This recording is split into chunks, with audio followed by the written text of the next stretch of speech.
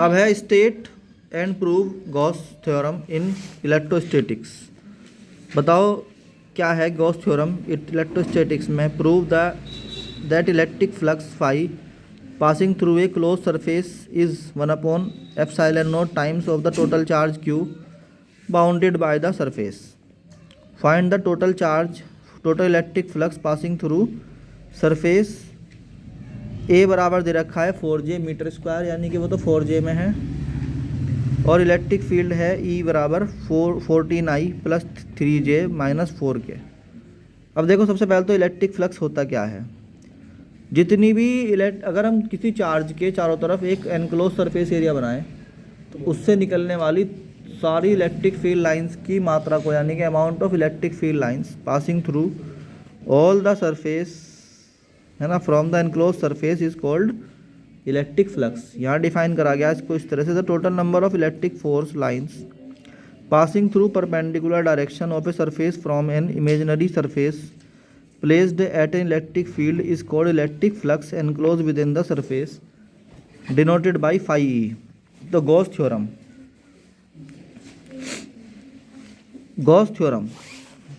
According to this theorem, electric flux phi E passing through any closed surface is 1 upon epsilon naught times that the total charge enclosed bounded by the surface.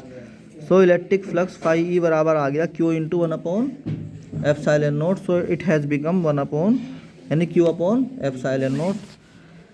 Total electric flux enclose by the surface phi बराबर हो गया E into D a, where d a is the small area. So we have to prove that phi बराबर होता है Q upon epsilon naught. Derivation, मान लो कि एक चार्ज है Q और उसके चारों तरफ एक एनक्लोज सरफेस एरिया है जो बना रखा बलून सा, एक एनक्लोज सरफेस एरिया है 3D में, ठीक। उसमें जो है छोटा सा एरिया मानना हमने डी ए, उससे निकल के जा रही है एक इलेक्ट्रिक फील्ड लाइन जो दिखा रखी ई से, दिखा रखी है ई से। तो हम कहेंगे जो इलेक्ट्रिक फील्ड का वो एरिया का जो परपेंडिकुलर वेक्टर है, यूनिट वेक्टर, वो है स्मॉल एन, जो कि एंगल थीटा पर है फ्रॉम द इलेक्ट्रिक फील्ड। आई बात समझ में। सो हम कहेंगे जो फ्लक्स गुजर रहा है इससे कितना, डी फाई बराबर ई डी ए, है ना। तो हम लिखते हैं डॉट है, डॉट प्रोडक्ट है, डॉट प्रोडक्ट जब खुलती है तो क्या लगता है कॉस थीटा, तो it has become E D A cos theta. तो डी फाई बराबर ई यानी Q upon 4 pi epsilon naught R square, ये तो ई के फार्मूला हो गया, into D A cos theta. So यहाँ पर देखो ध्यान से कि डी ए कॉस थीटा और आर स्क्वायर होता है सॉलिड एंगल डी ओमेगा। तो हम कह देंगे कि Q upon 4 pi epsilon naught D upon क्या, D A cos theta upon R square. तो इसकी जगह हमने रख दिया इसको डी फाई बराबर हो गया Q upon 4 pi epsilon naught D omega. D omega 3 degree में कितना होता है, 3 डिग्री में D omega. Total solid angle कितने का होता है, कितने का होता है सॉलिड एंगल टोटल, बताओ जल्दी से, कितने का होता है 4 पाई का, यानी कि 720 का।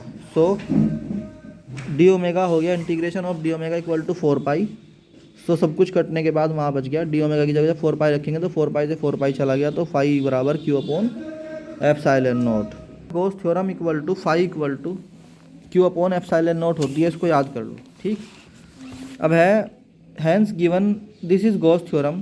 सो E बराबर है, अगर एक क्वेश्चन भी दिया था शुरू में, याद करो यहाँ पे, इसमें कहा था कि अगर A बराबर 4j हो और E बराबर 14I plus 3j minus 4k हो, so what will be the flux. So phi बराबर होता है E डॉट ए।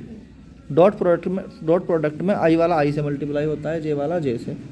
तो J वाला कितना है यहाँ पे 3I और वहाँ कितना है 3J एंड 4J।